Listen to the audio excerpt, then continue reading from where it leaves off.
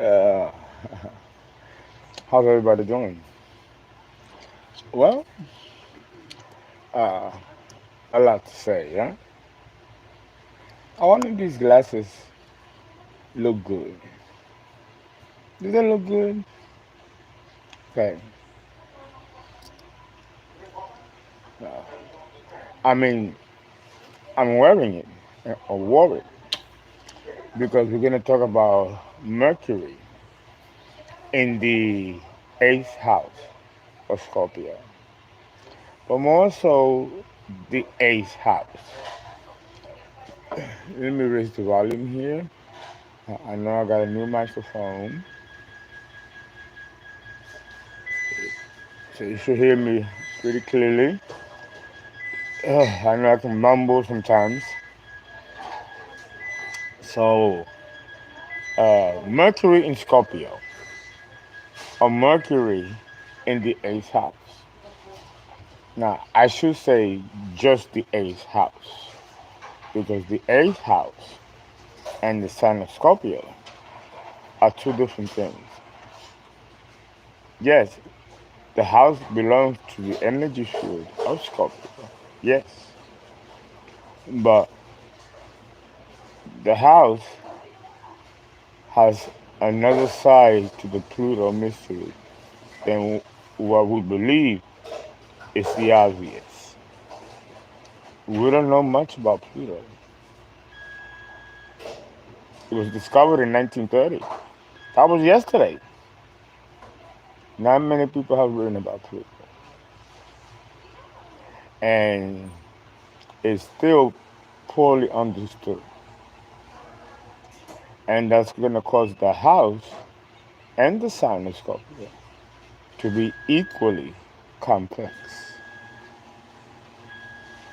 Mercury in the eighth house. My coffee.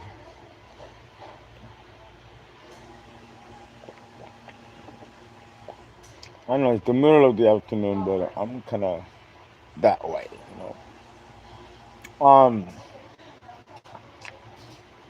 Mercury does have an internal and an externalized faction. Let's begin with the external. Mercury in the eighth house, especially when you're young, you might read something you're not supposed to read, vibration of Mercury. It rules brothers and sisters, so you might have a fallout or a strange relationship with a sibling.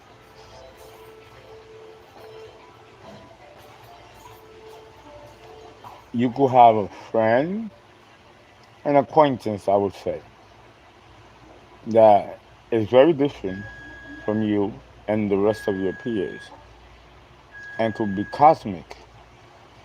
And somehow you know this without having any exposure to the occult or mysteries or the likes. It's a knowing. It's a knowing. You know, you and you don't know it by intuition. Even though Scorpio screams intuition and psychic energy.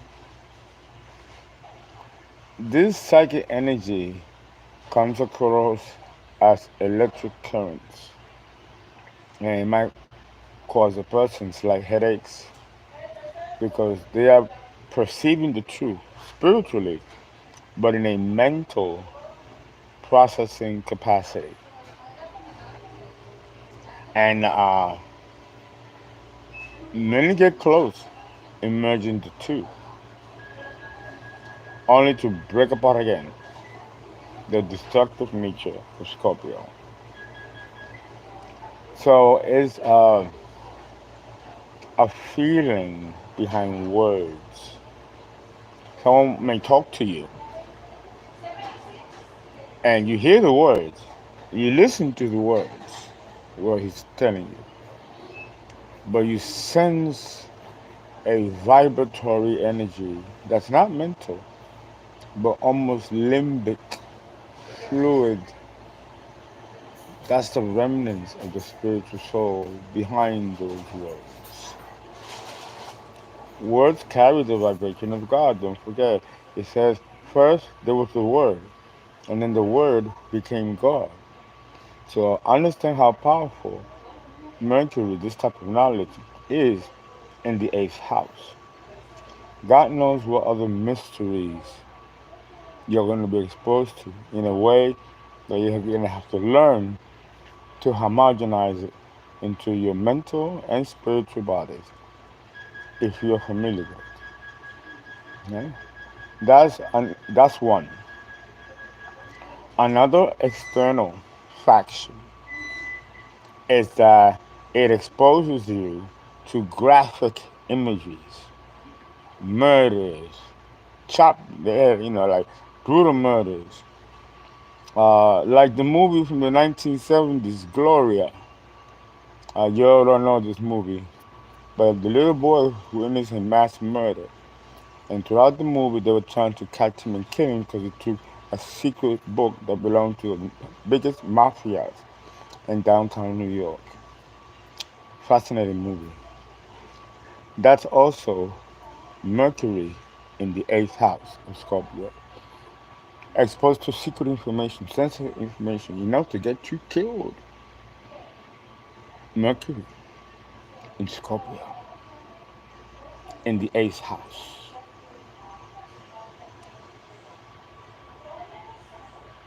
And if you don't experience a graphic visual of some horrific accident or death, you will be preoccupied with the subject of death itself. You go to mortuaries, graveyards. You want to know the process of death and the intricacies behind it. This is the energy of Scorpio, death and regeneration. Some people may even work in the morgue to satisfy this energy.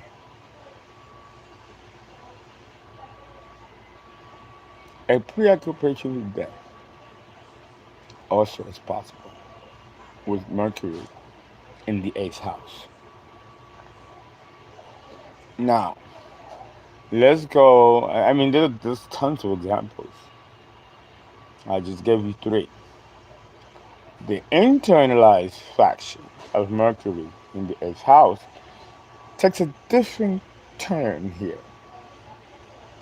Um, when we're dealing with the spiritual or the antithetical, Mercury doesn't do very well. It wants to break things down to understand its inner workings. But you can't do that with the spiritual. So the internal, trying to balance the spiritual, which is in itself its own truth, but also um, substantiated with the logical outer workings of such energy, which to present day, it's impossible to do. So there may be an internal frustration with the person with Mercury in the eighth house. We ran out. These are 20-minute videos. Let's see if I can do one more. Um, then there is the duality, the shadow aspect of Mercury, which does very well in the eighth house, very well with Scorpio or Pluto. Don't forget that Mercury is the only planet that can enter Hades and come back out. So, if we had to interpret that with the Mercury in the eighth house, I would say the person who have access to very personal information. I mentioned it before. But it's not just abstract.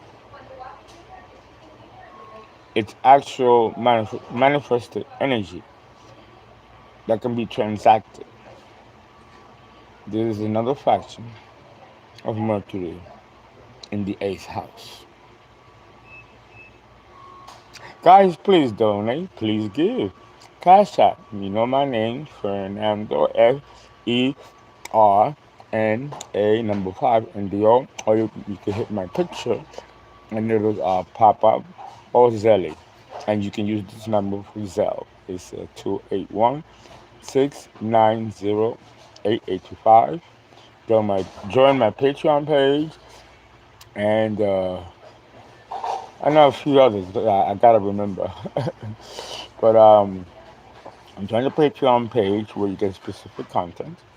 Okay? I'm revitalizing that page, and my subscribers who stayed devoted for years. And if you would like a personal reading, you can call for that as well. Okay, it's 150 an hour, so you know. Bye.